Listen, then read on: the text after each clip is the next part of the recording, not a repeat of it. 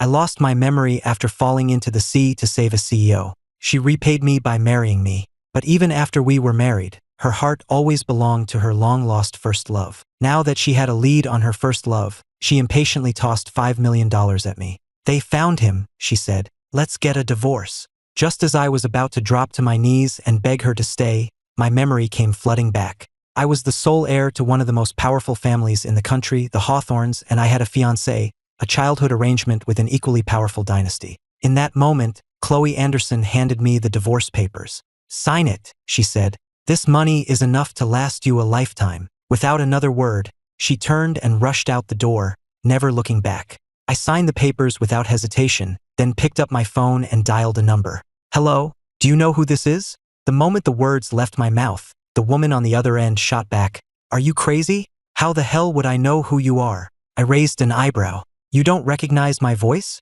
Ellie, have I been gone so long you've forgotten? Or have you just gotten cocky?" The woman on the other end, Ellie Vance, went silent for 2 seconds, then shrieked, "Ethan, you're alive!" Her voice then turned sour. "You disappear for 2 years without a word, and I was supposed to think what? I figured you'd run off with some tramp." I ignored the jab and gave my order. "I just sent my location to your phone. Come get me." The next morning, as I stepped out of the villa, a dazzling, diamond-encrusted Ferrari pulled up. A stunningly beautiful woman with blonde hair and blue eyes emerged from the driver's seat and moved to give me a hug.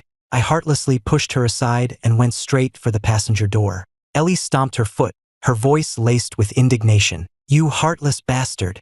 I flew all night from Europe to get here, and this is the welcome I get." I shot her a look and said flatly, "Let's go." As she got in, I took one last look at the house I had called home for 2 years. I didn't belong here, just as Chloe had never truly belonged to me. I'd been her convenient, spineless husband for 2 years. Now that my memory was back, it was time to find out who was responsible for trying to kill me. 2 days later, Chloe returned to the villa. She went straight upstairs and locked herself in her bedroom. The information had been wrong. The man wasn't her first love. The trip had been a complete waste. Just then, the housekeeper knocked and entered, handing her the signed divorce agreement. "Ma'am, Mr. Hawthorne has signed and left. He didn't take anything with him, not even the credit card you gave him." Chloe's brow furrowed. The man was useless and penniless. This was probably just a ploy to make her feel sorry for him. "I need to finalize the divorce as soon as possible," Chloe thought, "before he causes more trouble." The housekeeper had barely left when her assistant, Tina Young, walked in. "Ms. Anderson, Mr. Hawthorne is back." An annoyed expression crossed Chloe's face. She knew he wouldn't give up so easily. Tina shook her head. "Not here." The tabloids caught him. He was photographed checking into a hotel with Ellie Vance, the European heiress. They were there all night. Chloe's expression soured. He knew Ellie Vance? No wonder he didn't need her money. He'd already lined up his next meal ticket. Already in a foul mood, this news made her even more irritable. She called her best friend, Sarah Collins, and asked her to go out for drinks. Meanwhile, at the Apex Club in downtown NYC, I surveyed the lineup of beautiful women before me, a satisfied smirk playing on my lips. Ellie was in a private suite upstairs for a meeting and, worried I'd get bored, had called some friends to keep me company. I swirled the brandy in my glass. "How old are you, sweetheart?" The girls giggled. "I'm 23, one said. "I'm 21, chirped another. I looked over the friends Ellie had gathered, thoroughly pleased. Each one was more stunning than the last, easily rivaling Chloe's beauty. If she could divorce me for her first love, why couldn't I have a little fun? I smiled at the beauty beside me. "Have a drink with me. If you keep me happy tonight, I'll buy you a sports car." Her eyes lit up. She immediately poured my drink and scooted closer. "To you," she purred. Seeing my generosity, all the girls swarmed me, eagerly pouring drinks and using every trick in the book to entertain me. At that same moment, in a suite upstairs, Chloe was drinking with Sarah. Sarah suddenly spoke up, her tone gentle. "Chloe, you've been searching for so many years. Maybe it's time to let go." Chloe had been searching for the man for 5 years, even posting a $30 million reward online, but there was still no sign of him. Sarah knew what Chloe was capable of. If she hadn't found him after all this time, the man was likely dead. But that was a truth Sarah never dared to speak aloud. Chloe said nothing, simply downing the rest of her drink in one go. Knowing her friend's temper, Sarah dropped it and changed the subject. "Is Ethan really okay with the divorce?" Everyone knew Ethan had fallen for Chloe at first sight 2 years ago, relentlessly pursuing her before they were even married. Chloe had only married him to get her family off her back. Afterwards, Ethan had done everything imaginable to win her affection, practically offering her his own heart on a silver platter. How could a man that besotted with Chloe agree to a divorce so easily? Something wasn't right. As Chloe recalled the news about Ethan and Ellie at the hotel, her expression turned to ice. Just then, Sarah pointed down to the main floor. "Doesn't that guy down there look a lot like Ethan?" She rubbed her eyes. "No, wait, Ethan could never look that hot." Chloe narrowed her eyes and followed her friend's gaze. Down in the VIP section, a group of gorgeous young women surrounded a man lounging on a sofa. His long legs were casually propped on the coffee table, and he idly swirled the liquor in his glass, radiating an aura of lazy, aristocratic confidence. As one of the girls eagerly refilled his glass, he tilted his chin up and gave her a devastatingly charming smile. Chloe stared at the man below, her heart lurching. It was Ethan. Sarah double-checked, her eyes wide with disbelief. "No way, it really is him. And look at him, surrounded by all those women. The man's a magnet." Chloe watched me, her beautiful eyes turning frosty. It was bad enough he was caught with Ellie Vance, but now he was brazenly carousing in public. "Fine, Ethan," she thought. "You've really outdone yourself." I was in the middle of a lively chat with the beauties when I sensed a sharp, piercing gaze fixed on me. I turned my head and saw a familiar figure striding my way. A flicker of something passed through my eyes, and I deliberately let a mocking smile spread across my face. Chloe pushed through the crowd and stood before me. "The ink on the divorce papers is barely dry, and you're already out messing around? Ethan, are you that desperate?" I leaned back into the sofa and chuckled. "Life is short. You have to seize the day." Chloe stared down at me, her expression frigid. Behind her, Sarah whispered, "Chloe, do you think getting dumped by you broke his brain?" I just smiled. "You're too kind, Miss Collins." I stretched my arms out, draping them over the shoulders of the women on either side of me. "Why would I give up an entire forest for a single tree?" Sarah's jaw dropped. He just called Chloe a single tree? This was not the Ethan she knew. Chloe stared at me, a woman on each arm, her face a mask of fury. The man before her was a complete stranger. I met her gaze, a flicker of defiance in my eyes. "What's the matter, Ms. Anderson? You think I'm wrong?" I had to admit, the woman was genuinely stunning, with an untouchable, almost ascetic air about her. And right now, as she looked at me, her beautiful eyes held a hint of unspoken danger. Just then, a large, drunk man staggered over to my booth. "Two pretty little things fighting over one guy. Why don't you come to Daddy? I'll take care of you." Chloe shot him a disgusted look and took a few steps back. The portly man then lumbered toward me, shoving one of the girls aside. "What's so great about a twig like him? I could send him flying with one slap." A greasy hand reached for my collar. A murderous glint flashed in my eyes. Just as his hand was about to touch me, I moved. A sharp crack echoed as my palm connected with his face. The man screamed and crumpled to the floor. "You little bastard, you dare." I followed up with a kick to his stomach that sent him flying several feet. Seeing their boss go down, his bodyguards swarmed me. A thrill, a touch of bloodlust, coursed through me as I met their charge, taking them down one by one with a single punch. The entire confrontation lasted less than 10 seconds. All four of them were on the ground. I casually dusted off my clothes, sat back down on the sofa, and took a leisurely sip of my drink. Sarah pointed at me, her face a mask of utter disbelief. "Ethan, you can fight like that?" But he always seemed so mild-mannered. How did he suddenly turn into a martial arts master? Was his gentle act all fake? Chloe stared at me, the frost in her eyes slowly melting away, replaced by a flicker of amusement that curved her lips into a smile. Her ex-husband, it seemed, was far more interesting than she'd ever imagined. For 2 years, he had been docile and obedient. The moment they separated, he was a different person. And those moves he'd just used, why did they seem so familiar? Chloe narrowed her eyes, a seed of suspicion taking root. Noticing the girls were now keeping their distance, I beckoned with a finger, my smile seductive. "Why are you all standing so far away?" Comme pour me adriner. As a few of them started to move, a glacial stare shot across the room, freezing them in place. It was Chloe's icy glare. The girls' legs turned to jelly, and they quickly scattered. Chloe Anderson of the Anderson family, the queen of New York's elite. Offending her was a death wish. I shot her a cool glance. "Chloe, you know it's bad luck to be a buzzkill." She scowled at me. "Ethan, we aren't officially divorced. There's a mandatory 1-month cooling-off period. We can't finalize anything until then." I sneered.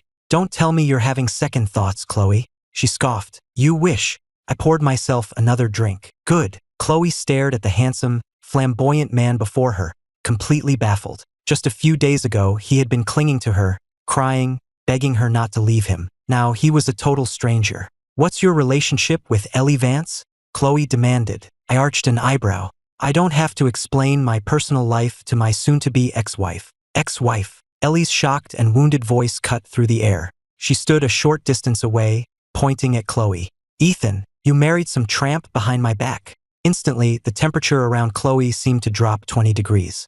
How dare she call Chloe a tramp? I shot Ellie a look laced with a silent threat, and she immediately backed down, making a playful face. Chloe, a good ex-wife should act like she's dead and buried. Got it. Hearing this, Chloe had the overwhelming urge to punch me. I ignored her, waving Ellie over. Come on, let's find another party. Ellie immediately fell into step behind me. Chloe watched my retreating back, her eyes simmering with a furious, roiling anger. A thought suddenly struck her. How did he know Ellie Vance? And they seemed so close. 2 years ago, he was an amnesiac with no memory of his past. He'd lived in her villa ever since, never working, never going out. It was impossible for him to have met Ellie. Chloe's eyes narrowed. Unless they already knew each other. Sarah, I want you to do a deep dive on Ellie Vance. I want to know everything about her connection to Ethan. Chloe paused, then added, and run a background check on Ethan, too. Sarah agreed, then teased, you know, Chloe, for someone who did the dumping, you're sure acting like you're the one who got dumped. After leaving the club, I went straight back to my hotel. The whole, let's find another party line was just for Chloe's benefit, a little something to get under her skin. The entire drive back, Ellie chattered nonstop, grilling me about my relationship with Chloe. I couldn't take it anymore and gave her the short version. She saved my life 2 years ago, so I married her. Now she thinks she's found her first love, so we're getting a divorce. She saved your life? Ellie stared at me, incredulous. Ethan Hawthorne was always the one doing the saving, not the other way around. My expression turned grim. Someone hired mercenaries from Black Shark to kill me. Ellie's face paled. Black Shark was a notoriously ruthless mercenary group. They were the kind of killers who would do anything for the right price, valuing money far more than life. I thought back to the ambush in the jungle 2 years ago, a dark glint in my eyes. Who hired Black Shark to put a price on my head? Have you found out who was behind it? Ellie asked. I shook my head. I only got my memory back 2 days ago. I haven't had time to look into it. Ellie's expression turned serious. Give me 2 days. I'll find out. I nodded. Good. Ellie suddenly remembered something. Oh right, there's a bounty for you online. The reward is up to $30 million. I raised an eyebrow. 30 million? Who's feeling so generous? Is it a kill order? They want you alive. A price that high to capture me. It's probably someone who needs my help. I didn't think much of it. There were plenty of posts about me online, but almost no one ever dared to take the jobs. Back at the hotel, I showered and was about to get some rest when I remembered something important. Maille Jade pendant. It was still with Chloe. When Chloe and I got married, I'd given it to her as a wedding gift. I didn't know its significance then, but now that my memory was back, I was kicking myself. How could I have given away something so critical? Without it, my work would be severely compromised. I had to get it back. The next day, Sarah went to Anderson Corporation early in the morning to see Chloe. This is everything I could find on Ethan, she said, handing over a file. Chloe opened the file. It contained only a few sparse lines of text. This is it. Sarah shrugged helplessly. His records must be heavily encrypted. Besides the absolute basics, he's a ghost. There's nothing else to find. Ethan's information was encrypted? Chloe frowned. That was something she hadn't expected at all. Normal people didn't have encrypted files. She stared at the document in her hand, a cold glint in her eyes. Just then, Tina knocked on the door. Ma'am, Mr. Hawthorne is here. Before Tina could finish, I strode into the office, my presence filling the room. Chloe looked up at me, and for a split second, a flicker of stunned admiration crossed her face. Sarah looked at me, remembering my performance at the club the night before, and instinctively took a step back. I paid her no mind, walking directly to Chloe's desk. Give me back my jade pendant. Chloe stared at the man before her, a complete stranger from the man she'd known, and found herself unconsciously swallowing. What jade pendant? I let out a cold laugh. I knew it. She'd forgotten. I remembered the day I gave it to her. She hadn't even glanced at it before tossing it carelessly onto a table. When we got married, I said, my voice cold as steel, I gave you a jade pendant. Chloe thought for a moment, and a vague memory surfaced. When she'd pulled me from the water 2 years ago, the pendant had been around my neck, my name engraved on it. She leaned back in her chair, sizing me up. You came all this way just for that pendant? I crossed my arms. What else would I be here for? Chloe, you didn't actually think I came to beg you to take me back, did you? She stared at me, her face a frozen mask.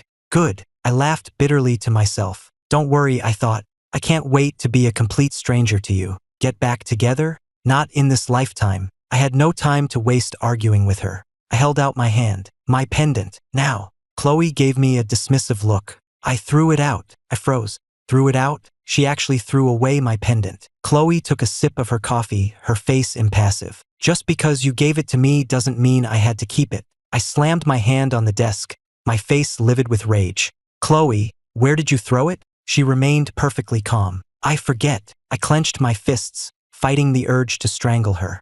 She keenly noticed the flash of murderous intent in my eyes and, to my surprise, seemed to find it amusing. In 2 years of marriage, she had never seen me this angry. We locked eyes in a tense standoff for a moment before I suddenly broke into a laugh. Chloe, I'm giving you 10 days. If you don't find my pendant, I'm withdrawing the divorce application. During the 1-month cooling-off period, either party could cancel the proceedings at any time. Chloe froze, her expression instantly turning cold. She knew it. She knew he wouldn't let her go that easily. The pendant was just an excuse, a pre-planned tactic. My smile widened. As long as I refuse to divorce you, your precious first love will always be just the other man. Chloe's eyes blazed as she stood and advanced on me. Ethan, you listen to me. I am getting this divorce, one way or another.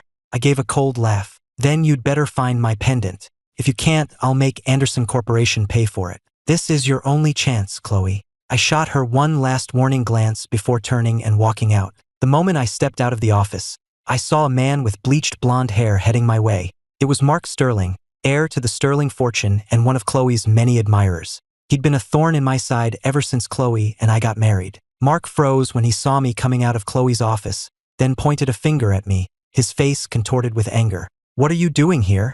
None of your damn business, I snapped. Before, to try and win Chloe's affection, I'd suppressed my true nature, playing the part of the meek, obedient husband. I always just took it whenever Mark started trouble, or I'd simply avoid him. Not anymore. Mark was stunned that the weakling he was used to bullying would dare talk back to him. His face twisted in a sneer. Ethan, Chloe's divorcing you. Why are you still hanging around like a pathetic stray? I smiled. Mr. Sterling, Chloe and I haven't finalized the papers. Technically, we're still legally married. Mark got in my face, pointing a finger at my nose. So what? You know you're not the one she loves. I waved a dismissive hand. Whether she loves me or not is irrelevant. As long as I don't sign those papers, I'm her husband. Mark exploded. I've seen guys like you before. You're just a gold digger, dragging this out for a bigger payout. He pulled a check from his wallet and threw it in my face. Here's $1 million. Take it and get the hell out of her life. I narrowed my eyes at his arrogant display, then lazily picked up the check. $1 million? For that, you get 1 hour. Mark glared at me. What do you mean 1 hour? I want you to leave Chloe for good. Are you insane? You think $1 million isn't enough? I clicked my tongue. Mr. Sterling, you're really embarrassing yourself, offering a paltry million like it's real money. With a flick of my wrist, the check flew from my hand. Its stiff edge sliced across Mark's cheek like a razor, drawing a line of blood. He clutched his face, his hand coming away red. My face. Ethan, you bastard. You cut my face.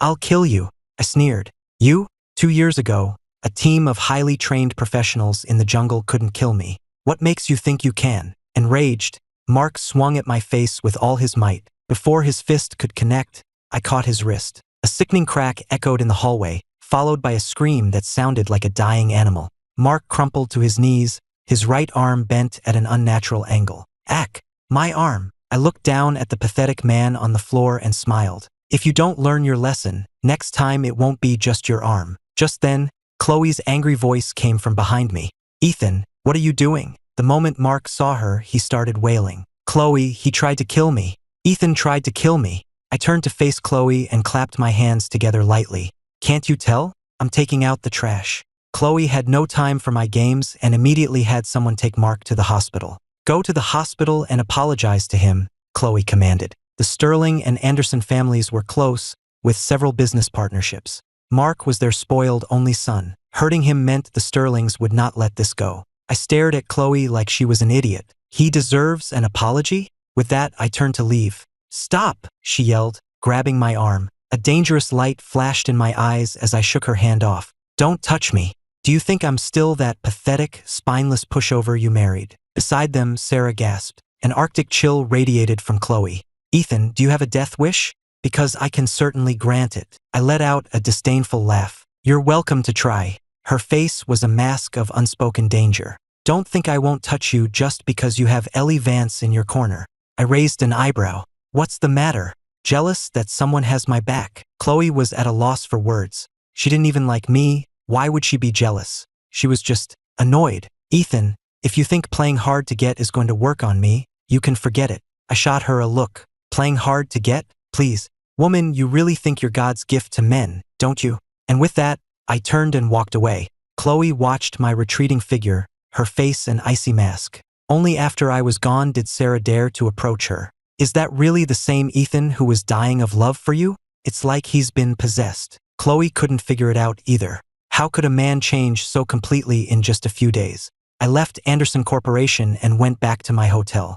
A short while later, I got a call from Lily Anderson. Lily was Chloe's younger sister, a bubbly, sweet, and generous girl with an infectious smile. She'd just heard about the divorce and was worried I was taking it hard, so she asked me to hang out. In the entire Anderson family, Lily was the only one who had ever been kind to me, my only real friend during my amnesia. I would be leaving New York soon, and I wanted to thank her properly before I left, so I agreed to meet. The first thing I did was take her straight to her favorite Hermes boutique in the mall. Half an hour later, Lily walked out of the store in a daze, carrying the diamond-encrusted crocodile Birkin she'd been on the waiting list for forever. Even for someone like her who was used to luxury, spending $400,000 on a single bag was an insane level of extravagance. Ethan, are you serious? This bag is really for me. Lily stared at the handbag, which cost more than a small apartment, in disbelief. I smiled and nodded. Your birthday's next month. Think of it as an early present. Lily was so touched she was almost speechless. Oh my God, Ethan, you're the best. But where did you get this kind of money? She was confused. He'd left the divorce with nothing, right? And he hadn't worked in 2 years, so he had no income. Old savings, I said simply. Lily's eyes widened as the implication hit her. Ethan, you got your memory back? I nodded. Lily stared, stunned. No wonder he'd been acting so strangely, like a completely different person. It was because his memory was back. Her eyes sparkled. Ethan, you're so rich. Don't tell me you're the son of some billionaire? I smiled and waved a hand dismissively. Not the son, no. Lily's face lit up with understanding. Oh my God, I want you to be my sugar daddy. We spent the rest of the afternoon tearing through every luxury store in the mall. After dinner, Lily went home with her mountain of shopping bags, and I returned to my hotel. I had just walked in when my phone rang. It was Lily's number, but when I answered, a man's voice spoke. You're Lily Anderson's brother-in-law, right? You have 30 minutes to get to the Old Thorn estate on the outskirts of town. If you're late, you can come collect her body. At the Old Thorn estate, Lily sat on a sofa, her hands bound and her mouth covered with duct tape. 2 large bodyguards stood on either side of her, their eyes fixed on her every move. The man hung up the phone and turned to the bodyguards. Untie her. The moment her hands were free, Lily ripped the tape from her mouth and jumped to her feet. Wesley Thorn, are you out of your goddamn mind? You dare to kidnap me? In New York, the 3 great families were the Andersons, the Thorns, and the Collinses. While the Thorns and Andersons weren't close, they moved in the same circles. Calm down, Lily. I'm not going to hurt you, Wesley said. I just needed a way to get Ethan to come to me. Lily's heart sank. She'd just heard that I'd injured Mark Sterling, breaking his arm. Wesley and Mark were best friends. He'd kidnapped her to lure me into a trap for revenge. No, she thought frantically, I can't let Ethan walk into this. Lily lunged for the phone, but the bodyguards blocked her path. Wesley, I'm warning you, Ethan and my sister aren't divorced yet. If you touch him, Chloe will destroy you.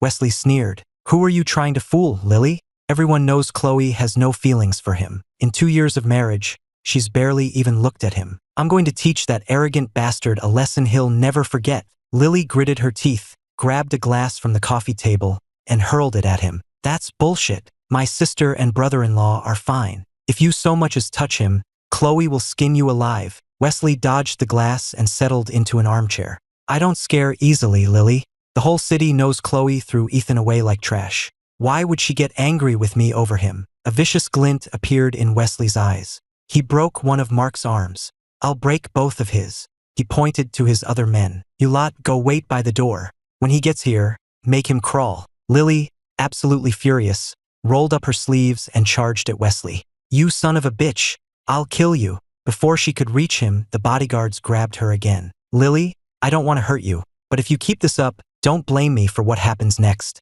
Wesley warned. Just as he finished speaking, the sound of screeching tires cut through the night. Well, that was fast. Lily's heart pounded in her chest. She prayed it was Chloe, not Ethan. When they'd forced her into the car, she'd managed to send a quick SOS text to her sister, hoping she'd seen it. Wesley crossed his legs, smugly watching the entrance. A moment later, his smirk vanished, replaced by shock as he heard his men screaming outside. Was it not Ethan who had come? Just as he had the thought, the screaming stopped. The next second, I appeared in the doorway, casually twirling a baton I'd taken from one of his guards. Wesley stared, his eyes wide. The man at the door radiated an aura that was utterly suffocating. It was Ethan. The moment Lily saw me, she screamed, "Ethan, go! Get out of here! They won't hurt me! Just go!" Wesley snapped out of his stupor and barked at his men, "Gag her!" Before they could move, a blur of motion shot past Wesley. He heard two dull thuds. One moment, Lily was worried for my safety. The next, she watched as I effortlessly dispatched the two men holding her. I struck one guard in the head with the baton and sent the other flying with a single kick. Both hit the ground hard, unconscious before they could even scream. Realizing things were going south, Wesley yelled toward the door, "Guards, get in here." I smiled. "If you're talking about the dozen men you had outside, I'd save your breath." Wesley gasped, staring at me in utter disbelief. He'd brought 20 professional bodyguards tonight, all of them highly skilled, and I'd taken them all out this quickly? They hadn't even lasted 10 minutes. How was this man so powerful? My face was a cold, emotionless mask, but my eyes burned with a murderous rage. "You dare touch someone of mine? You have a death wish." My gaze seemed to paralyze Wesley. The sheer force of my presence was suffocating him. But if he couldn't get revenge for Mark, how could he ever face his friend again? Mustering his courage, Wesley declared, "Ethan, you hurt Mark. Disfigure your own face and break both your arms, and I'll let you both walk out of here." A smirk touched my lips. "That's the funniest thing I've ever heard." Lily grabbed my arm. "Ethan, let's just go. Ignore him." I nodded, then looked at her gently. "Lily, go wait for me outside." She looked at me, her eyes filled with worry. "Ethan," my voice was uncharacteristically soft. "It's okay. Go on." Lily hesitated, then nodded. "Okay." As soon as Lily stepped out of the living room, she heard a blood-curdling scream from inside. Terrified, she was about to rush back in when I emerged from the house. "Ethan!" she cried, running to me and grabbing my hands. "Are you okay?" I looked down at her. "I'm fine." She scanned me from head to toe, and seeing that I was completely unharmed, she finally let out a breath of relief. As Lily followed me out of the mansion, she saw the courtyard littered with the unconscious bodies of more than a dozen bodyguards. She covered her mouth, afraid to even breathe. "Ethan did all this?" Lily looked at me with pure adoration and gave me a thumbs up. "Ethan, you are literally the coolest person alive. I will sing your praises to the heavens." I laughed, but before I could reply, a black sedan and a silver Bentley came speeding toward the estate. "It's my sister." Lily recognized one of the cars and started jumping and waving. "Chloe, I'm over here." Both cars screeched to a halt in front of us. The door of the Bentley opened, and a tall, elegant woman stepped out. Chloe glanced at her sister, who was bouncing around like a happy kangaroo, looking anything but victimized. Her gaze then shifted to me. "What are you doing here?" Her eyes flickered past me to the brightly lit mansion, where she saw the two unconscious guards at the door. I gave her a roguish grin. "My handiwork. Someone called and told me to come or prepare to collect Lily's body." Lily tugged on Chloe's arm. "Chloe, you have to thank Ethan. If he hadn't come when he did, I would have been in real trouble." I waved it off. "No thanks needed. They were after me, not her." Just as I spoke, the passenger from the other car emerged. She was a beautiful woman, about Chloe's age. "My apologies for the fright, Miss Anderson, Mr. Hawthorne," Victoria Thorne said, giving Lily and me a slight nod. Lily just snorted. For siblings, Victoria was certainly much easier on the eyes than her brother Wesley. Victoria glanced at the unconscious guards by the door, her face cold. "That arrogant fool.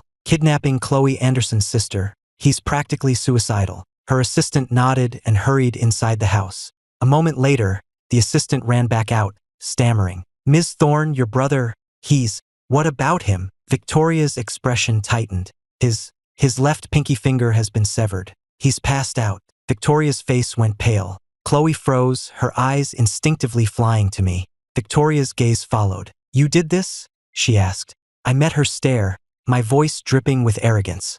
I did, and he's lucky it was only a finger. Lily stared at me in shock. I cut off Wesley's finger. That must have been why he'd sent her outside, so she wouldn't be scared. Oh my God, she thought, how can Ethan be so thoughtful? Victoria clenched her fists, her eyes fixed on me. She'd never met me, but she'd heard the rumors. Everyone said Chloe Anderson's husband was a weak-willed pushover anyone could bully. But this weak man had just severed her brother's finger. Chloe, your husband, Victoria began. I cut her off, glancing at Chloe. I have no relationship with her. Ethan, Chloe hissed through gritted teeth. Was he that desperate to cut ties with her? Lily glanced at her sister. Wasn't Chloe the one who initiated the divorce? So why was she acting like she was the one who'd been dumped? It was so weird. I rolled my eyes at Chloe, having no interest in continuing this drama.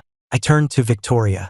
Miss Thorne, if you want revenge for your brother, you know where to find me. But a word of advice, bring more men. With that, I got into my sports car, revved the engine, and shot off down the road like a bullet. By the time Lily snapped out of her daze, all she could see were my fading taillights.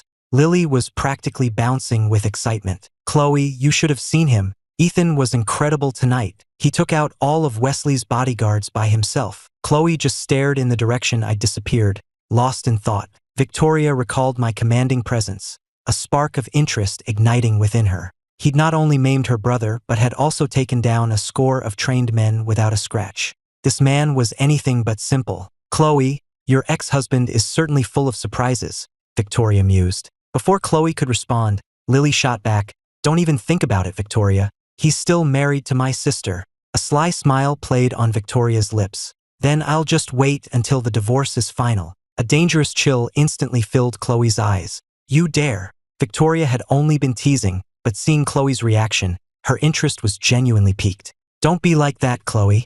You're divorcing him anyway. It has nothing to do with you if I pursue him. Then try it, Chloe said, her eyes filled with a clear warning. She paused, then added, and control your brother. If there's a next time, it won't be just a finger he loses. Victoria nodded. The Thornes were in the wrong tonight. Even if I hadn't acted, Chloe wouldn't have let Wesley off easy. Losing a finger was a cheap price for the lesson he'd learned. Maybe now he'd think twice before acting so recklessly. After delivering her icy warning, Chloe got in the car with Lily and left. When I got back to my hotel room, Ellie was waiting, laptop in hand, her eyes bright with excitement. Ethan, I found it. She'd pulled Black Shark's transaction records from 2 years ago and found a file with my name on it. Inside was a single account number. From that, she'd traced the person who put the hit on me. Without a word, she handed me the tablet. I took it, and as I read, my expression hardened. The Hawthorne family of Chicago, the people who hired Black Shark to kill me 2 years ago, were my own family? Couldn't believe it. I was about to call my grandfather when a news alert popped up on the screen. Caleb Hawthorne of Chicago to wed Jessica Langford. Heiress T.O. Langford fortune. Date is set. Below the headline was a photo of them, my cousin and my fiancé, in wedding attire. I stared at the picture in shock. My cousin, Caleb, and Jessica Langford, the woman I'd been engaged to for 5 years. They were getting married? They'd already taken wedding photos? The bastards. Did Caleb and Jessica really think I was dead? I immediately went online and started digging into the Hawthorne family's affairs for the past 2 years. 2 major things stood out. First, the family had officially announced my death 2 years ago, complete with a formal, well-attended funeral. Second, my grandfather, Arthur Hawthorne, had suffered a debilitating stroke, supposedly from the grief of my death, and was now paralyzed. My grandfather was the only one in the family who knew what I was truly capable of. He would never have believed I was dead unless he saw my body himself. And the family shouldn't have known about the ambush and the fall from the cliff 2 years ago. Unless…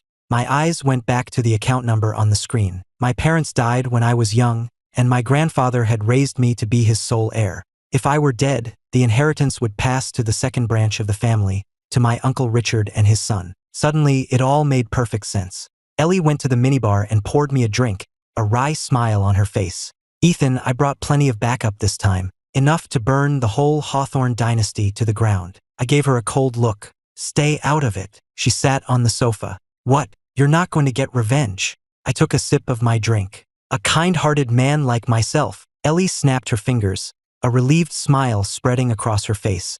2 years, and you haven't changed one bit. Pack your things. We're going to Chicago tomorrow. I didn't sleep well that night, so I spent the entire flight catching up on sleep. After we landed, I checked into a hotel and slept some more. I woke up around 9, had dinner, and then slipped into the Hawthorne estate under the cover of darkness. In America, there are 6 great families that have held power for over a century. In the north, in New York, the Collins, Thorne, and Anderson families form a powerful triumvirate, with the Andersons being the strongest. In the south, in Chicago, the rivalry was between the Montgomerys, the Hawthornes, and the Langfords. But 20 years ago, the Montgomerys moved their entire family overseas for reasons unknown, and the Langfords have been in decline for years due to internal strife. That leaves the Hawthornes as the undisputed powerhouse of Chicago. The Langford matriarch and my grandmother were the closest of friends. She'd even saved my grandmother's life in their youth. Out of gratitude, my grandmother supported the Langford family for years, eventually arranging a marriage to unite our houses. The moment I came of age, I was called home to be engaged to Jessica Langford. The engagement party 5 years ago was an extravagant, high-profile affair. The very next day, Langford stock jumped 5 points. From then on, the Langford family's fortunes soared. I soon reached the old Hawthorne estate. I parked across the street from the back gate and scaled the wall. To my surprise, the security team was entirely new, and the protocols were far stricter than I remembered. I made my way to my grandfather's private villa on the grounds, but after a thorough search, I found no sign of him. He wasn't recuperating at home. Had my Uncle Richard sent him to a care facility? With no sign of my grandfather, I decided to leave. But as I headed downstairs, I accidentally tripped an alarm. Sirens blared, and I could hear the sound of guards running from all directions. In the ensuing chaos, I ran up to the 3rd floor, where I ran into a man in the hallway. I knocked him out without a second thought and ducked into the nearest guest room, planning to escape from the balcony. The moment I entered, however, I was attacked. Someone was in the room. I slammed the door shut and turned to see Chloe Anderson standing before me. What was she doing here? She looked just as shocked to see me. Ethan, here? And he'd set off all the alarms? The sound of approaching footsteps grew louder. I didn't have time to explain. I just ducked into the bathroom. The moment the bathroom door clicked shut, there was a knock on the main door. I gripped the handle, listening intently. A guard came in and asked Chloe if she'd seen anyone suspicious. She said no. I let out a breath I didn't realize I'd been holding. At least she had the decency not to turn me in. You can come out now, Chloe's cold voice called after the guard left. I stepped out of the bathroom. Why are you here? She asked immediately.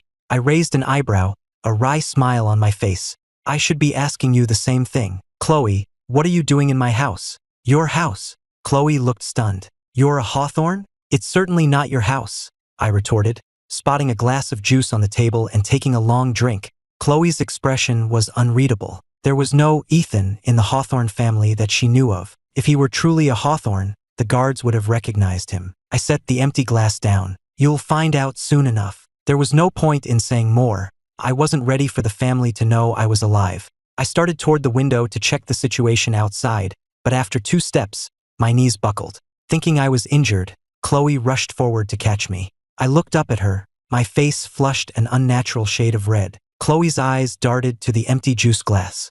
Caleb's cousin, Leo King, had brought it up just moments before. Damn it, that bastard had drugged the drink. I clawed at my collar, the last vestiges of my self-control burning away in a wave of heat. I couldn't stop myself from leaning into her. Chloe's jaw was tight as she grabbed my flailing hands. Ethan, fight it! But in the next instant, my lips were on hers.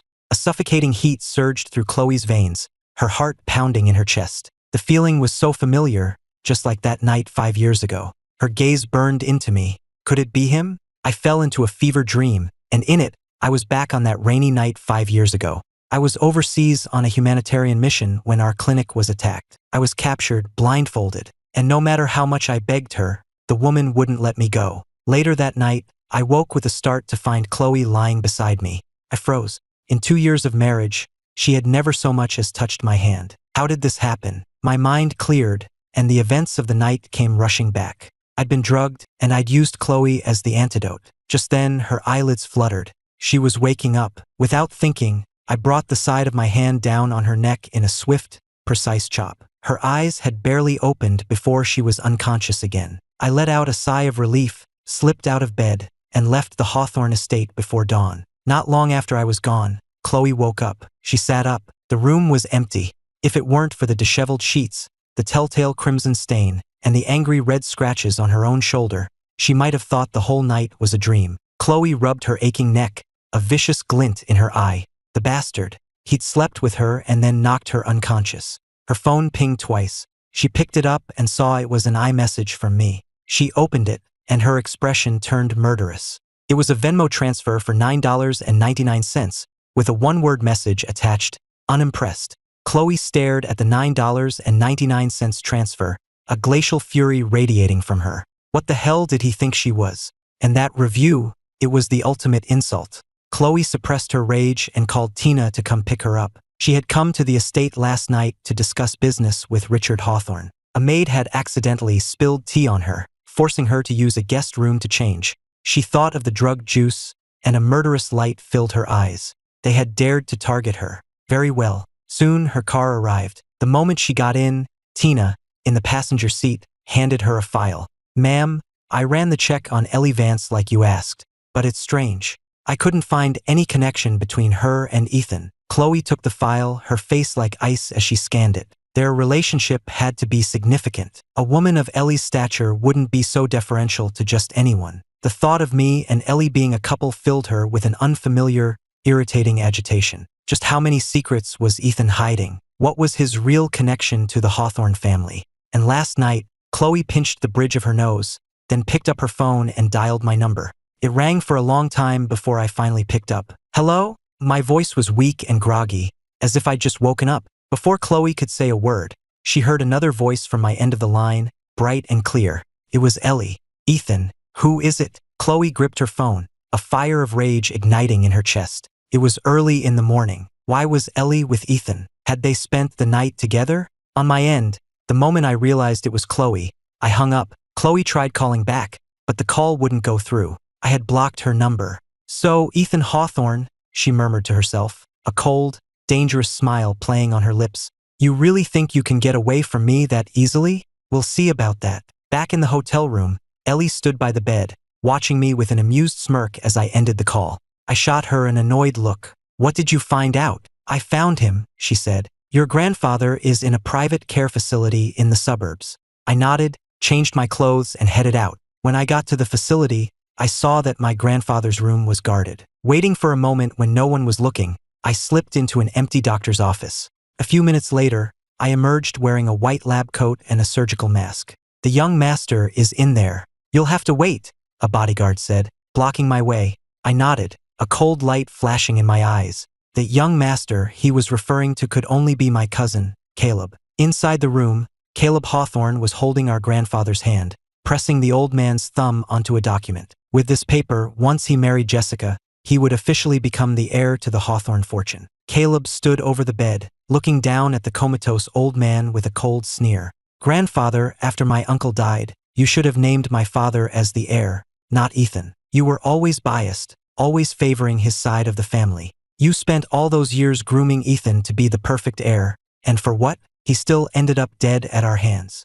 He leaned closer. "Don't blame us for being ruthless. Blame yourself. It wasn't enough that you chose him as heir. You had to try and marry him to my Jessica. I would never allow that. Now my father runs this family, and one day I will take his place. And Jessica will always be mine, and only mine." Caleb laughed coldly.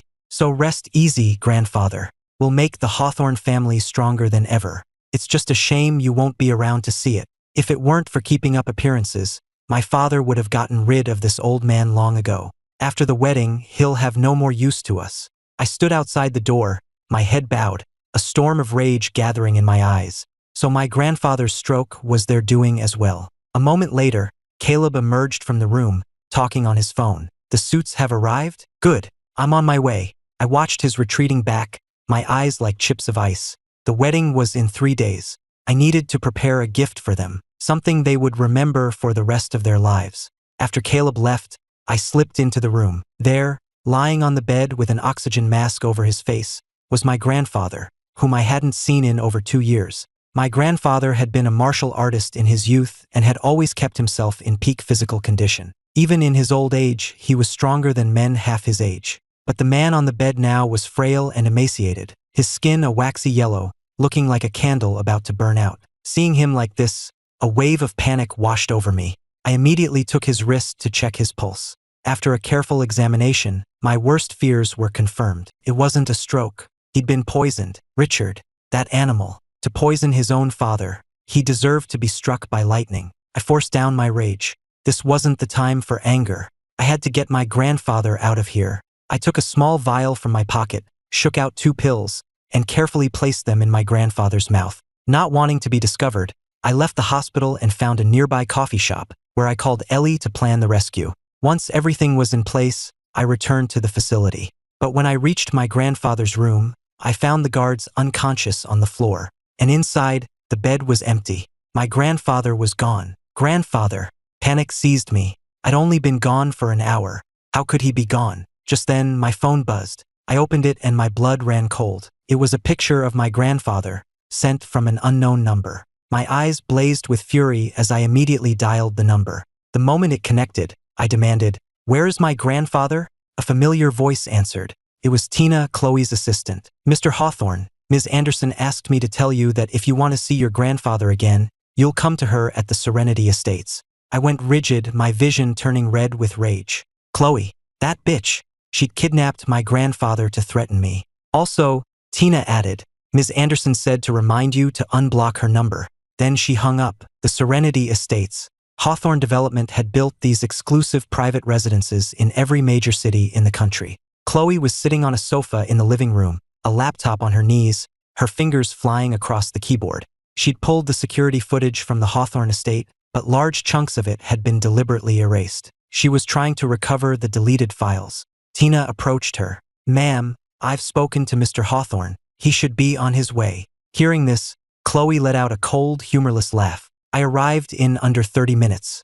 The moment I burst through the door, I stormed up to Chloe. "Chloe, what have you done with my grandfather?" She slowly closed her laptop, a mocking smile on her face. "And who might your grandfather be?" I laughed, a harsh, angry sound. "Stop playing dumb." If she'd kidnapped my grandfather to threaten me, she obviously knew who I was. She narrowed her eyes, a slow, deliberate smile spreading across her lips. "So, should I call you Ethan? Or should I call you by your real name, Ethan Hawthorne?" I clenched my fists, glaring at her. Ethan Hawthorne was my real name. I'd used a simplified version, Ethan, for years while working overseas to protect my identity, and the name had stuck. Chloe continued, almost as if talking to herself. "The timing of your death announcement and the night I found you were very close. That, combined with what you said last night at the estate, I made an educated guess. You're Ethan Hawthorne, the heir who supposedly died 2 years ago." I shrugged. Since she already knew, there was no point in hiding it. I met her gaze. "That's right, I'm Ethan Hawthorne." She studied my face. "When did you get your memory back?" My voice was cold. "The day you asked for a divorce." She frowned, clearly recalling that day. I let out a self-deprecating laugh. "In a way, I should thank you. If it wasn't for your cold-hearted dismissal, I might still be an amnesiac." Chloe's expression darkened. "Ethan, must you be so hostile with every word you say to me?" I shot back without missing a beat. "I don't see any reason to be nice to my ex-wife." Chloe was left speechless. She glared at me, and after a moment of silence, she suddenly asked, "Let me ask you something. What time did you leave last night?" I froze.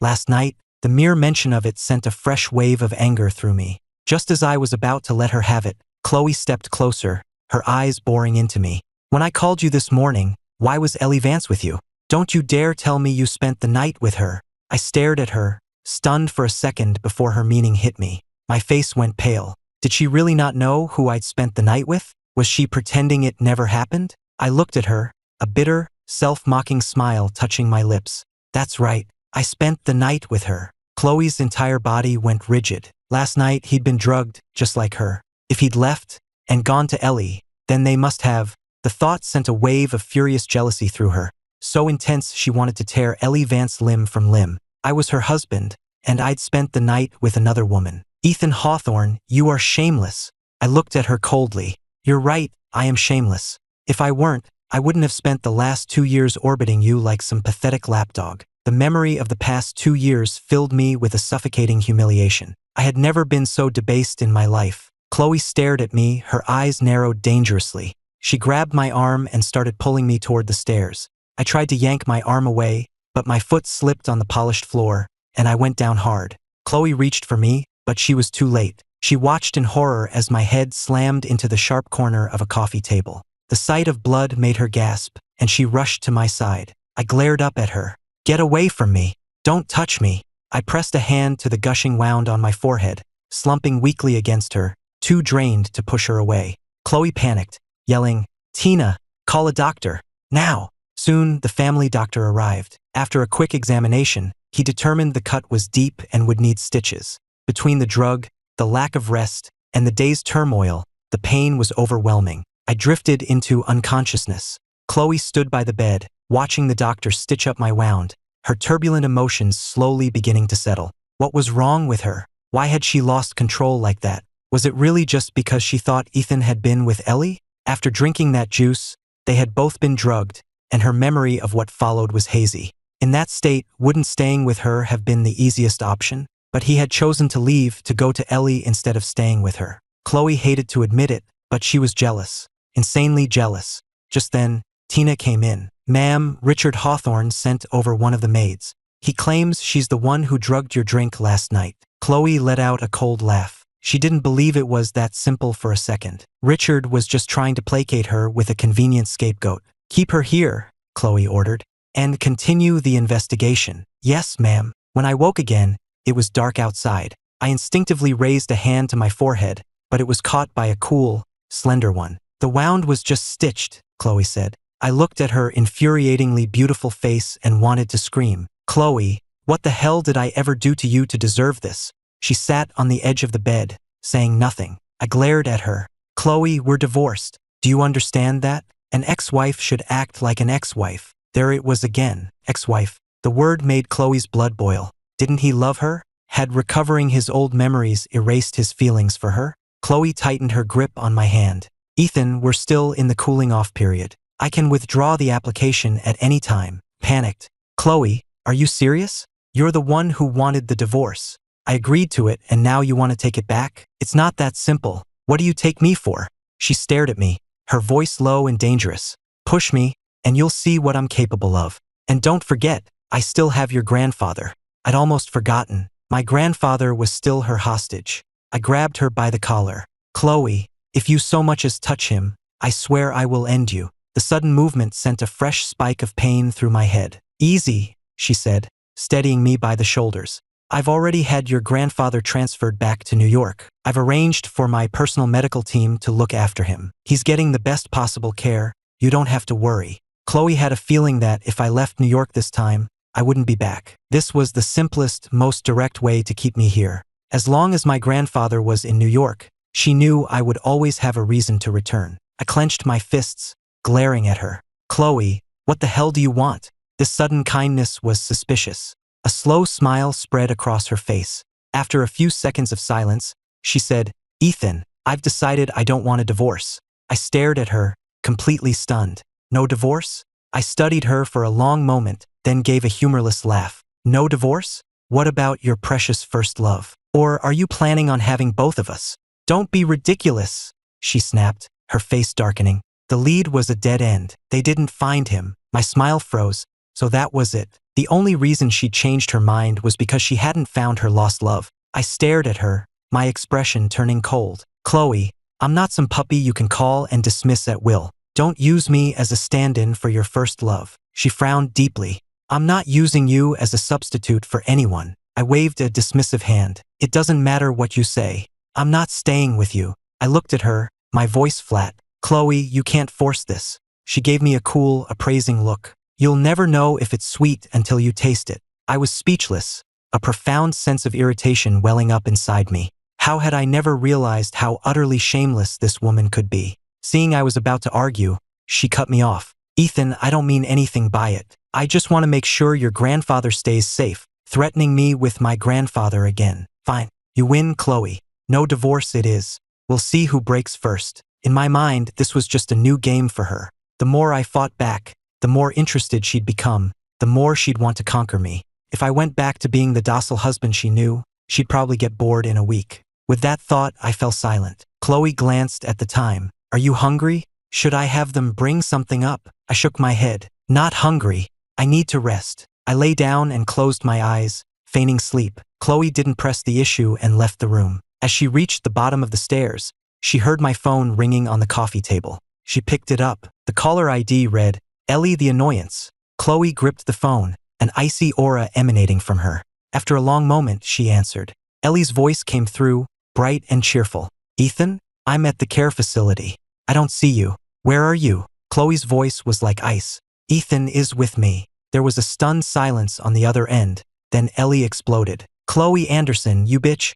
What have you done with him? Chloe's tone was perfectly flat. Ethan is my husband. Naturally, he's with me. Ellie shot back immediately. Have you no shame, Chloe? Need I remind you that you're divorced? A divorce that you initiated. Chloe paused. Then her voice dropped to a freezing temperature. So what? Until the papers are final, he is still my husband. Ellie, I'm warning you. Stay away from him. Before Ellie could respond, Chloe hung up. Just then, Tina approached. Ma'am, the security footage from the Hawthorne estate has been recovered. I've sent it to your phone. Chloe immediately pulled out her phone. She quickly found the footage of me leaving the estate. The timestamp was 5:36 a.m. Then she opened the recovered file from the second-floor hallway. It showed Leo King entering her room. The timestamp was 5:56 a.m. Chloe stared at the two clips, and a sudden realization dawned on her, a bright light flashing in her eyes.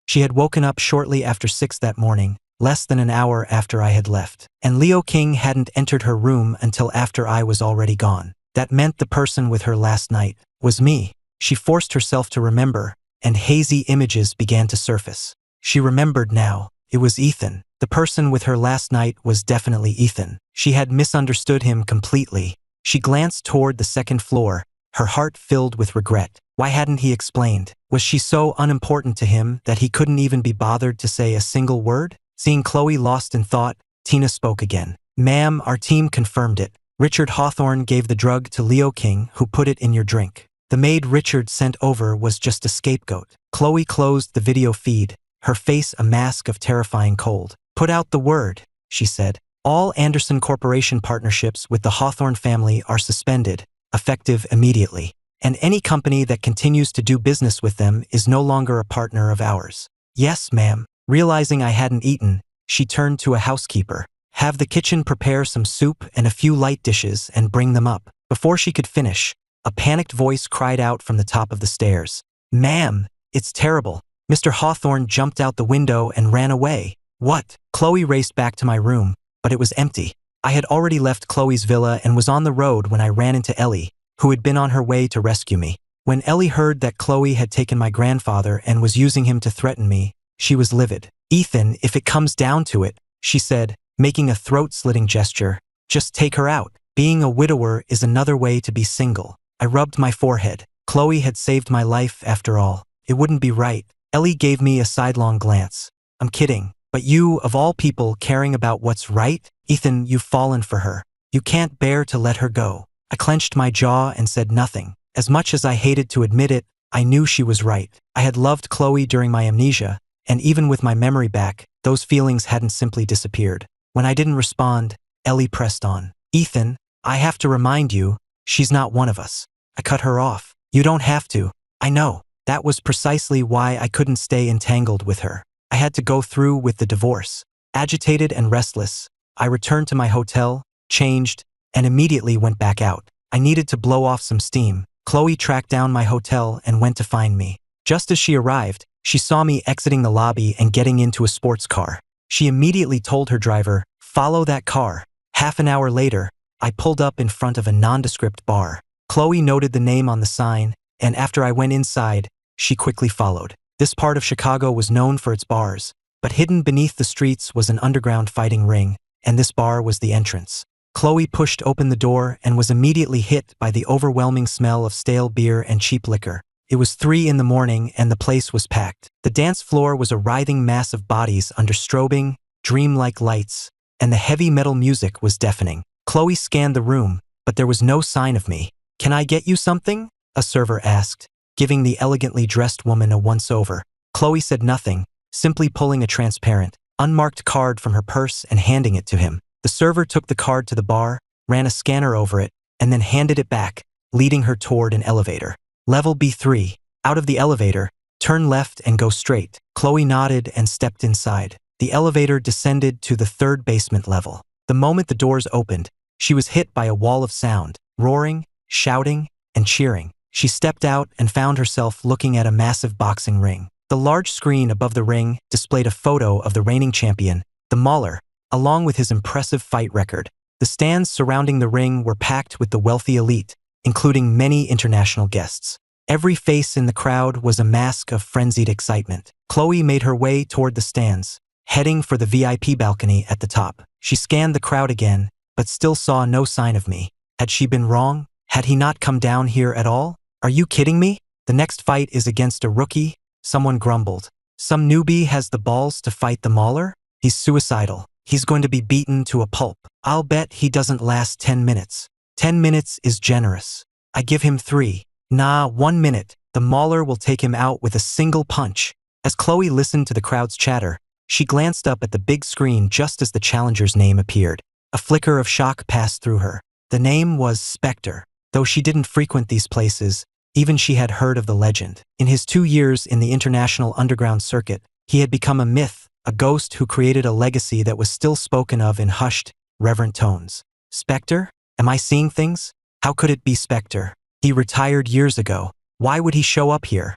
Anyone who followed the circuit knew the name. He was a living legend, the King of Kings. Spectre had just come of age when he'd made his name, his explosive power unmatched as he tore through every underground ring in Europe. From his debut to his sudden disappearance, he was undefeated. His record remained untouched, a monument no one had come close to surpassing. The entire arena was stunned into silence. Soon, the referee entered the ring, with the Mauler following close behind. The crowd held its breath, all eyes fixed on the challenger's tunnel, waiting. After a few tense seconds, a man in a simple golden mask emerged. He had a slender build, but his eyes were cold and sharp, betraying no emotion. The crowd went wild. The betting pool, displayed on the big screen, skyrocketed from a few million to several billion, and the numbers were still climbing. Chloe stood on the balcony, her heart pounding in her chest. It was Ethan. Even with the mask, she recognized his build instantly. "Ethan, get down from there," she screamed, shoving her way through the crowd, trying to get to the ring. Did he have any idea what he was doing? He'd been injured just hours ago, and now he was about to fight. "Ethan, get down here," she yelled again, desperately trying to push her way to the front, but the frenzied crowd was an impenetrable wall. The bell rang and the fight began. In a flash, I moved, a blur of motion closing the distance to the Mauler. Before he could even react, my fist connected with his jaw. But the Mauler wasn't a champion for nothing. He absorbed the blow and immediately launched a counterattack. As his fist swung toward my head, Chloe's heart leaped into her throat. But I was already moving, dodging the blow with fluid grace. In the next instant, I was airborne, twisting to land a vicious blow to his ribs. The Mauler grunted in pain, nearly buckling to his knees. The crowd roared, the energy in the arena reaching a fever pitch. The Mauler, his eyes now wild with fury, came at me with increasing ferocity, but I evaded each attack with practiced ease. The longer the fight went on, the more he found himself on the defensive. After a dozen exchanges, he was covered in bruises, his face swollen and bloody. I, on the other hand, was untouched, not a single hair out of place. This wasn't a fight, it was a systematic dismantling. The fight didn't last long. Less than 10 minutes in, a single spinning kick sent the Mauler flying out of the ring, where he landed in a heap, unconscious. The arena exploded, the crowd chanting my name in a deafening roar. "Spectre! Spectre!" I stood in the center of the ring, bathed in a single spotlight, my masked face projected onto the giant screen above. No one in that arena doubted who I was now. I can't believe I got to see Spectre fight with my own eyes. This is the luckiest day of my life. Is he making a comeback? I'm so hyped.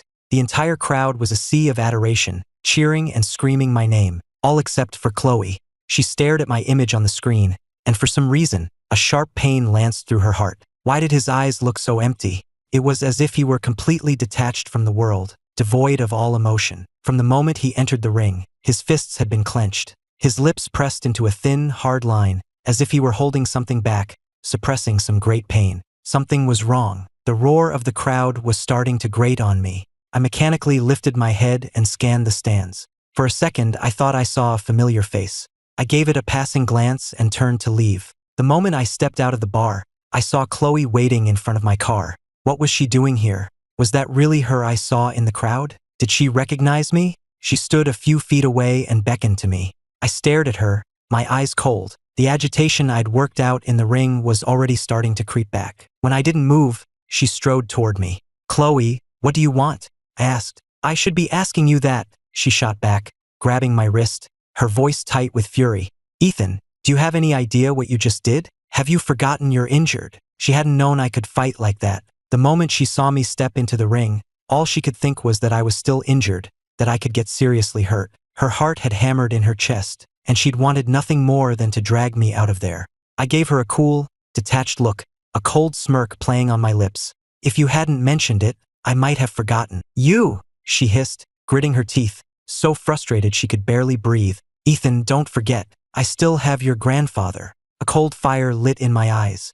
I spat the words through clenched teeth. "You bitch!" I wanted to smash her head in. "Get in," she said, holding the car door open. I shot her a glare before reluctantly getting in. As she drove, she kept stealing glances at me, my eyes closed as if I were asleep. Her gaze was filled with a mixture of curiosity and suspicion. "Ethan, just how many identities do you have?" she asked suddenly. "Ethan Hawthorne, heir to the Hawthorne fortune. Spectre, the undefeated king of the fighting ring. How many other men was he?" I opened my eyes, my expression guarded and distant. I offered a faint smile. "Guess." She glanced at me. "Whenever you're ready to talk, I'm ready to listen." By the time we got back to her villa, the sun was starting to rise.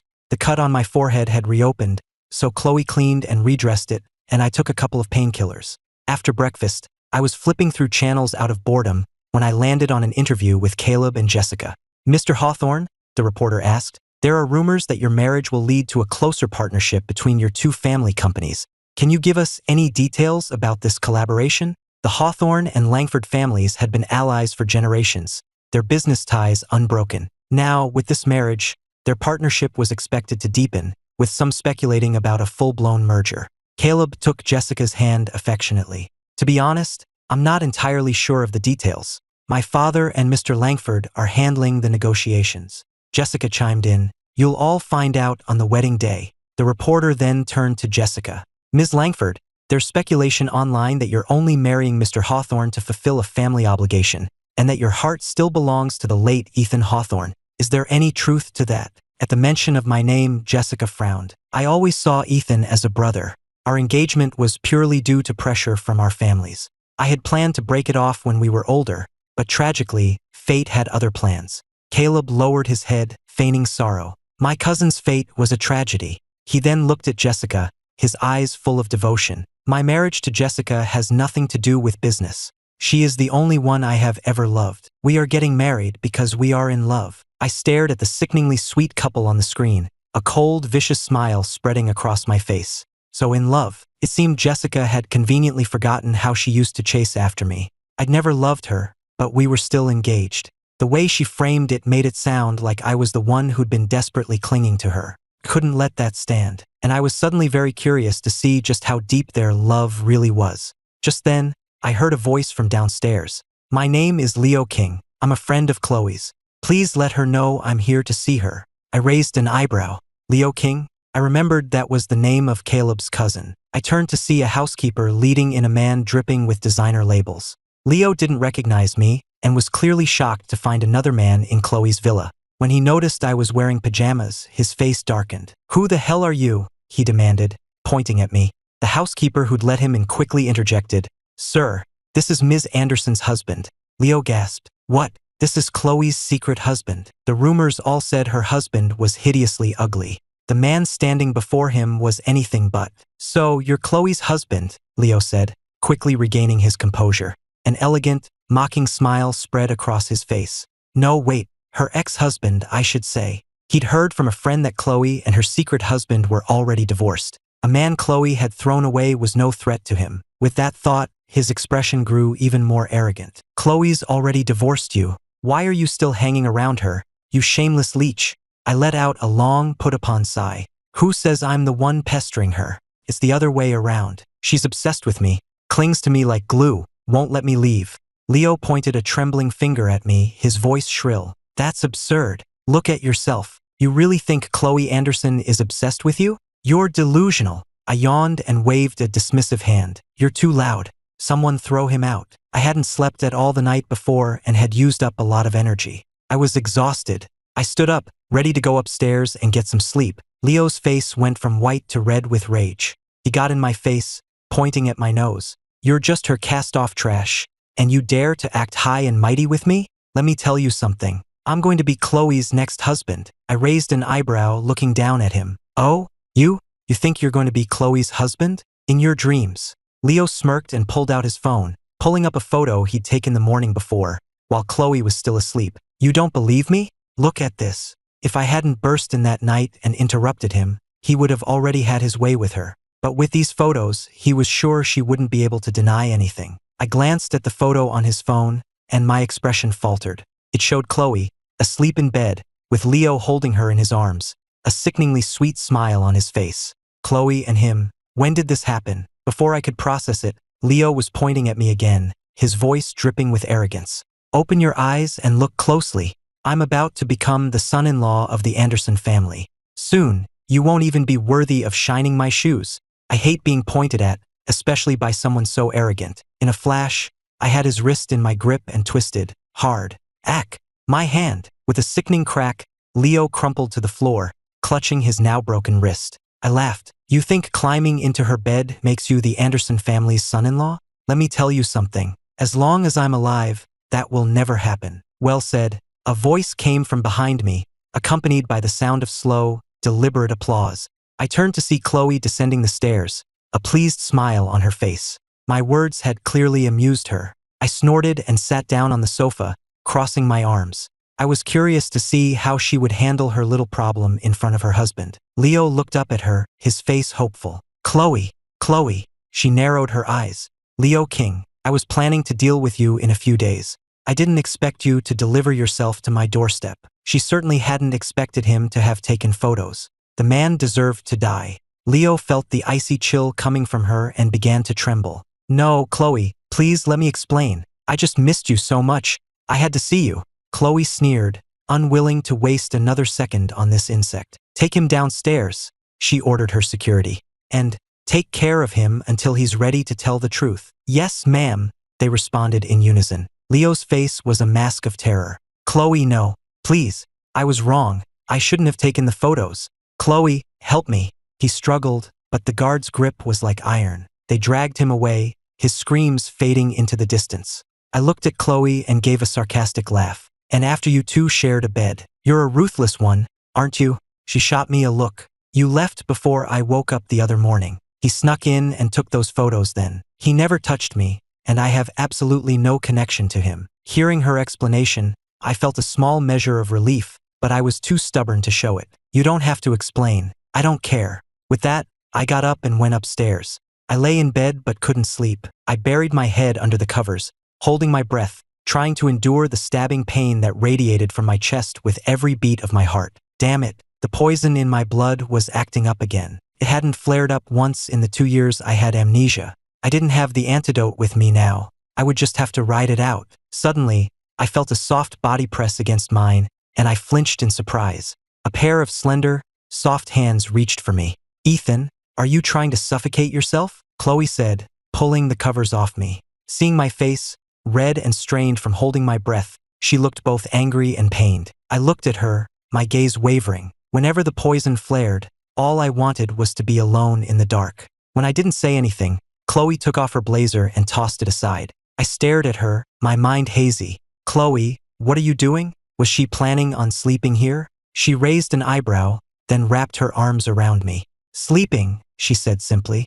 My whole body tensed. I sat up, glaring at her. She met my angry gaze with a look of playful suggestion, her fingers tracing a light pattern on my chest. If you don't want to sleep, she murmured, we could do something else. She paused, her hand moving to my cheek. Something like what happened the other night, for example. I went rigid. Are you insane? I spat. For 2 years, you wouldn't even let me hold your hand. And now, when we're getting divorced, you pull this. her eyes fixed on a mark on my neck. "I'm sorry," she said softly. "When I woke up at the Hawthorne estate, you were gone." My head was fuzzy. I couldn't remember what happened clearly. I thought you'd left me and gone to Ellie, but I checked the security footage. You didn't leave until morning." I cut her off. "We're two consenting adults. It was transactional." Chloe frowned. She was clearly the one who had been taken advantage of, so why did she suddenly feel like she was the one being used and discarded? She looked at me, her expression serious. "Shouldn't you take responsibility for me?" I let out a cold laugh. "I gave you plenty of chances over the years. You're the one who didn't want them. It's a little late for that now." Chloe stared at me, her eyes dark and searching. The way I'd made her feel last night was too familiar. She needed to be sure of something. I sighed and pulled out my phone, opening my banking app. "Fine. Name your price." She frowned. Was he really trying to pay her off? 50,000? I asked. 100? 200? When she remained silent, her face a thundercloud, I feigned a look of disgust. "The most expensive models in New York only charge a few thousand for a night. You think you're worth more than that?" Chloe finally snapped. He was treating her like a common escort? This man, she thought, truly had a gift for enraging her. I glanced at her. "Take it or leave it. Either way, I'm not taking responsibility." The sight of her was just making me angrier. I rolled over, turning my back to her. Out of sight, out of mind. Chloe watched my back in silence, that familiar feeling growing stronger. After a while, my breathing became light and even, and she guessed I had fallen asleep. Chloe needed to be sure of one thing. Gently, she lifted the back of my shirt, exposing the skin of my back. She stared at it, a flicker of disappointment in her eyes as she sighed inwardly. The feeling I'd given her was so much like that night 5 years ago, but ultimately, I wasn't him. There was no tattoo on my back. Chloe gently lowered my shirt, her cool, beautiful eyes filled with a complex mix of emotions as she studied my profile. After a moment, she wrapped her arms around me, placing a soft, gentle kiss on my neck. "It's okay," she thought. "So he's not the one." Just then, I stirred in my sleep, turning over and nuzzling into her embrace. The sleeping me was a world away from the explosive power of Spectre. Staring at my sleeping face, Chloe's heart began to race, a hot flush creeping up her cheeks. She quickly got up and fled to the bathroom for a cold shower. After her shower, Chloe was about to lie back down with me when a loud, angry shout erupted from downstairs. She went out to the balcony and saw Ellie Vance, flanked by 2 squads of bodyguards, surrounding the villa's main gate. "Chloe Anderson, get your ass out here," Ellie screamed.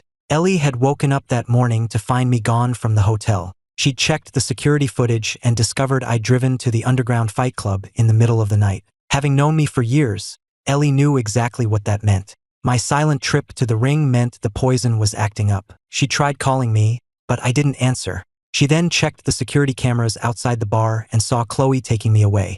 So furious she'd skipped breakfast, Ellie had immediately gathered her men and come straight to Chloe's villa. "Chloe, stop hiding. I know you're in there. If you don't hand over Ethan right now, I'm breaking down the door. You're divorced. For God's sake. Have you no shame, clinging to him like this?" Ellie had nearly shouted herself hoarse when Chloe finally emerged from the house. Ellie immediately charged the gate. Chloe narrowed her eyes. "He's still sleeping. And since when do you call him by his full name?" Ellie glared back, her eyes suddenly catching on the silk pajamas Chloe was wearing. "He's still sleeping," she'd said. Did that mean they'd slept together? A wave of pure hatred washed over Ellie. If it weren't for the iron gate separating them, she would have lunged at Chloe and torn her to shreds. "Chloe, don't think you can hold Ethan hostage with his grandfather. He doesn't respond to threats," Ellie said, crossing her arms with an air of absolute certainty. "This divorce is happening sooner or later." Chloe's expression darkened, turning frighteningly cold. Seeing her reaction, Ellie pulled a pen and a checkbook from her purse. "Fine, name your price. How much will it take for you to divorce him?" Chloe sneered. Did she look like she needed money? Why did everyone keep trying to buy her off? When Chloe didn't answer, Ellie continued, "Oh, right, I forgot you're not exactly poor.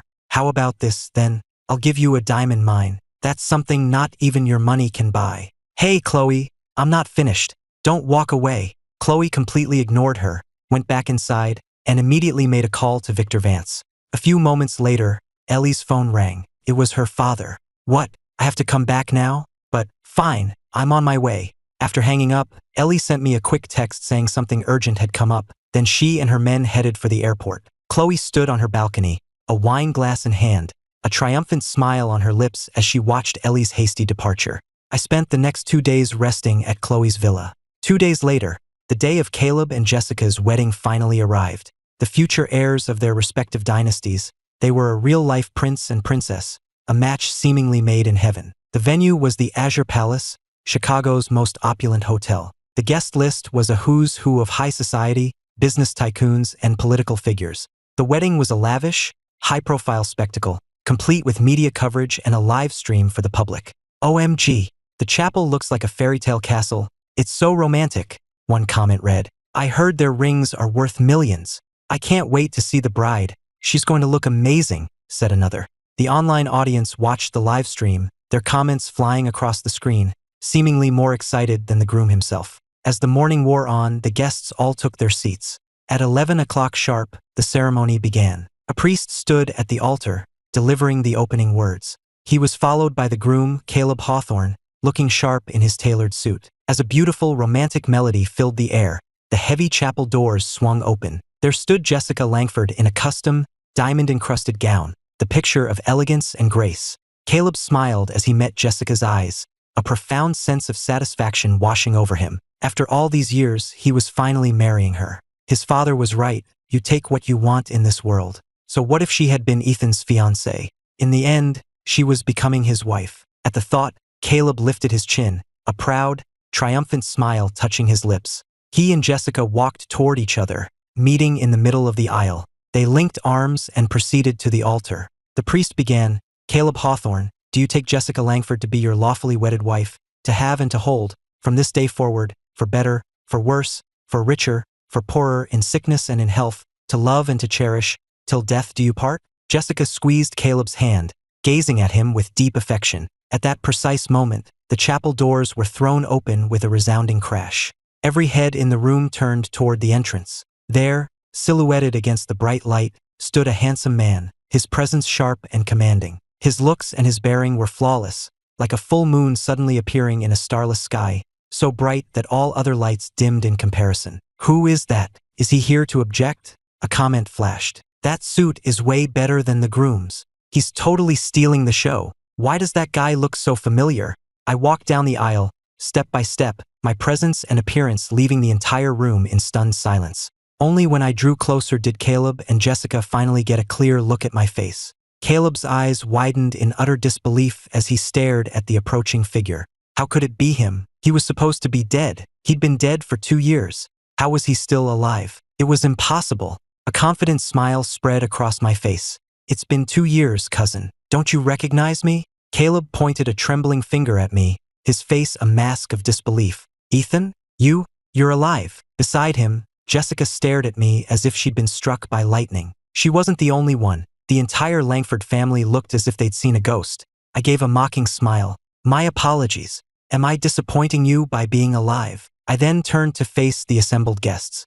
Hello, everyone. For those who don't know me, I am Ethan Hawthorne, eldest grandson of Arthur Hawthorne. 2 years ago, I was the victim of an attack that left me injured and presumed dead. I've returned today to let you all know that the rumors of my death have been greatly exaggerated. The heir to the Hawthorne family is very much alive. My uncle, Richard Hawthorne, stared at me, his face ashen, his jaw clenched so tight I thought his teeth would shatter.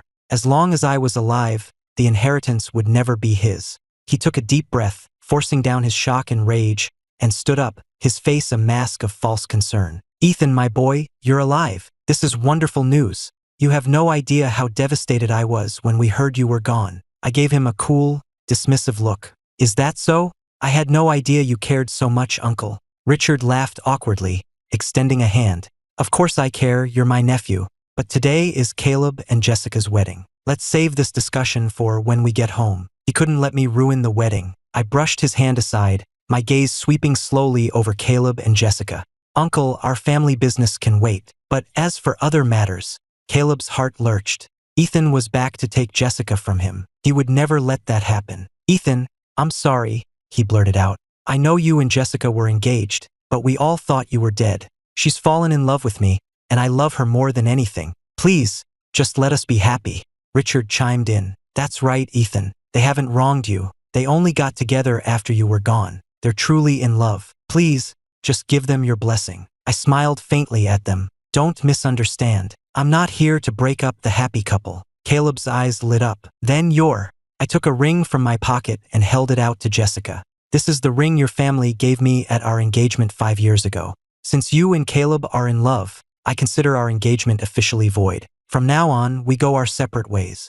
Jessica took the ring, her expression one of disbelief. She had expected me to fight for her, to at least ruin the wedding. Instead, I had graciously ended our engagement and returned her family's ring. Caleb looked at me, his face filled with gratitude. Ethan, thank you. Richard beamed, his smile dripping with false sincerity. I knew you'd do the right thing, my boy. Please, take a seat. Not just yet, I said, cutting him off. My gaze shifted to the Langford family. Mr. Langford, Mrs. Langford, since my engagement to your daughter is now void, all business agreements between our families are hereby terminated. As for the $100 million dowry paid to your family at the time of our engagement, I expect it to be returned within 1 week. Jessica's father, Mr. Langford, shot to his feet. The partnership between Hawthorne and Langford was established by Arthur Hawthorne himself. You have no right to cancel it. Mrs. Langford stood as well, her eyes like daggers. Exactly, and that money was a gift from Arthur. We have no obligation to return it. I looked at the couple with cold composure. Mr. Langford, you must be joking. As the heir to the Hawthorne family, I hold a 40% stake in the company. Are you suggesting I don't have the authority to terminate a partnership? As for the money, it was a dowry, and it was noted as such in the transfer. Now that the engagement is off, you are legally and ethically obligated to return it. If you have any doubts, Mrs. Langford, feel free to consult your lawyer. At this, Mrs. Langford's eyes darted around, and she suddenly grabbed my hand, her face a mask of warm affection. Ethan, dear, I know you're still upset with Jessica, but you know, she and Caleb haven't signed the marriage license yet. This wedding, Caleb paled. What are you saying, Mrs. Langford? Mrs. Langford gave Caleb a saccharine smile. Caleb, you and Jessica aren't married yet. Isn't it a bit premature to be calling me mother? Without Ethan, Caleb would have been the Hawthorne heir, and Jessica's marriage to him would have been a huge boon for the Langford family. But now that Ethan was alive, he was the true heir. Caleb was nothing in comparison. In that case, it was far more advantageous for Jessica to marry Ethan. Caleb's face went from white to green as he stared at her. Mrs. Langford pulled her daughter to her side. Jessica, darling, I've always thought you and Ethan were the perfect match. Apologize to him, and we can just call off this whole wedding. Richard looked like he was about to explode, but Mr. Langford whispered something in his ear. The two men exchanged a look of silent understanding and said no more. Mrs. Langford gave her daughter a little push.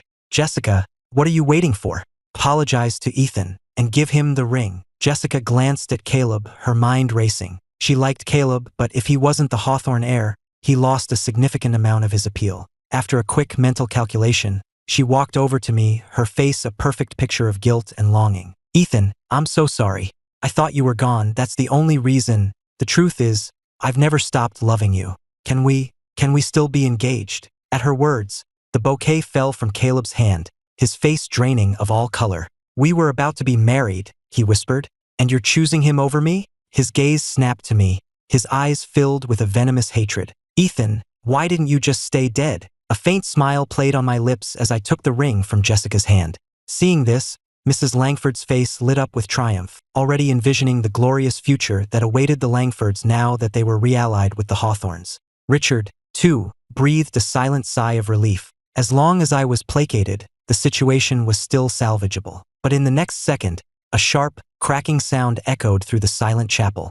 I hadn't put the ring on. Instead, under the astonished gazes of everyone present, I simply crushed it between my thumb and forefinger. The priceless diamond ring disintegrated into dust and fragments, sifting through my fingers to the floor. You! Jessica's smile froze on her face, her eyes wide with disbelief. I brushed the non-existent dust from my fingers, my smile turning cold and sharp. A fine performance, Ms. Langford. It's just a shame I have no interest in used goods. The words had barely left my mouth when I snapped my fingers. The massive projection screen at the back of the chapel, which had been displaying a romantic backdrop, flickered to life. A crystal-clear audio recording began to play. As long as Ethan is dead, Caleb is the only heir. Once our families are joined, the entire Hawthorne fortune will be ours. It was Richard's voice, cold and vicious. Dad, are you sure Black Shark is reliable? We can't have any loose ends. Caleb's voice followed.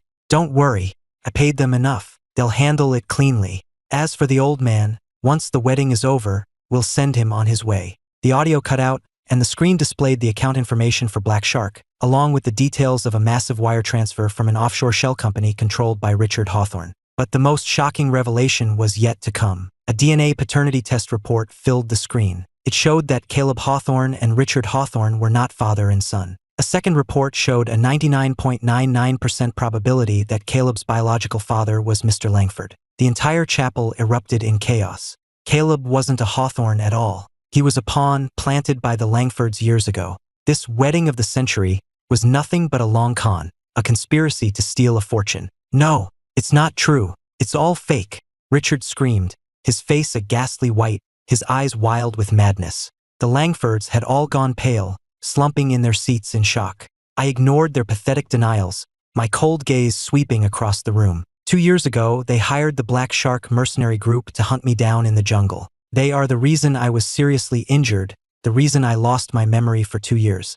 They are also the ones who poisoned my grandfather, all in a plot to steal the Hawthorne family's legacy. My voice was quiet, but every word landed with the force of a hammer blow. The chapel doors opened one last time. Ellie strode in, followed by a team of her elite security, and, behind them, a squad of Chicago police officers who had been waiting outside. "Richard Hawthorne, John Langford, you're under arrest." As the cold steel of handcuffs snapped shut, the meticulously planned wedding devolved into a farcical sideshow, a public trial for their crimes. I watched as the police led them and their families away, my expression unreadable. 2 years of humiliation and hatred had finally come to an end. 2 days later, I was back at the Hawthorne estate. After dealing with the most urgent company matters, I returned to my grandfather's study. Ellie handed me a file. "The traitors in the company have all been dealt with, and your grandfather has been moved to the best facility in New York. Chloe Anderson sent her personal medical team to oversee his care. He's safe." I nodded, rubbing the bridge of my nose. Ellie looked at my exhausted face and her expression grew serious. "Ethan, the poison. We need to synthesize the antidote as soon as possible. To activate the overseas lab, we need the cipher key from your jade pendant. Where is it?" I stiffened, Chloe's cool, beautiful face flashing in my mind. She said, "She threw it away." "Threw it away?" Ellie's voice shot up an octave. "Does she have any idea how important that is?" "That's it. I'm going to see her." "Don't," I said, my voice hoarse. "She saved my life. Let it go." Ellie looked at me with exasperation. "You're too soft. It was the same 5 years ago. You almost died saving some random woman you didn't even know." I clenched my fists. 2 years ago. No, it was 5 years ago. 5 years ago, I was on a humanitarian mission overseas when our position was overrun by local insurgents. In the chaos, I saved an Asian woman who was being hunted. I created a diversion to cover her escape, taking a bullet in the back in the process. The wound was deep, down to the bone, and it left a gnarled, twisted scar that looked almost like a tattoo. Later, to better protect my identity, I had the scar removed with a skin graft. I never imagined that the woman I'd saved on that rainy night was Chloe Anderson. And I certainly never imagined she would spend 5 years searching for a man she only saw from behind. And all that time, I was right beside her, playing the part of her amnesiac husband, completely oblivious. Ellie watched my distant expression and sighed. "Fine, it's your life. But I have to remind you, Ethan, she's not one of us. Now that you're back, you have to take up your responsibilities, the ones that live in the shadows. She's just a normal CEO living in the light." I said nothing. She was right. We were from 2 different worlds. Meanwhile, in the top-floor office of Anderson Corp., Chloe stared at the news, at the endless reports on the upheaval in the Hawthorne family, unable to process what she was seeing. Ethan Hawthorne. He was the missing Hawthorne heir. She thought of how he'd changed after regaining his memory, of his terrifying presence in the fighting ring, of the ruthless finality with which he dispatched his enemies. All the fragmented pieces of the puzzle were flying together in her mind, forming a single, clear, and terrifying picture.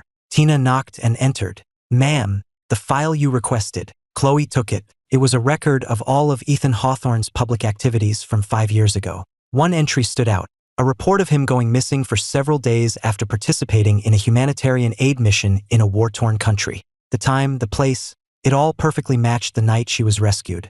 Her heart seized. An impossible thought, a wild hope, surged through her. She rushed to the private safe in her office, her hands trembling as she entered the combination. The door swung open, revealing a small, velvet box. She opened it. Inside, on a silk cushion, lay the jade pendant she had claimed to have thrown away. She remembered it hanging around his neck when she pulled him from the water. It was engraved with a single word, Ethan. She had always assumed that was his full name. Chloe picked up the pendant, clutching it in her hand. The cool stone did nothing to quell the fire in her heart. It was him. It had to be him. The first love she had searched for 5 years, and the amnesiac husband she had married. They were the same person. An overwhelming wave of joy and sorrow washed over her. She dialed my number, only to be met with the cold, flat tone of a disconnected line. Was he leaving? After getting his revenge, was he just going to disappear from her life without a word? No, she wouldn't allow it. Dusk, the coast. I stood alone on a rocky outcrop,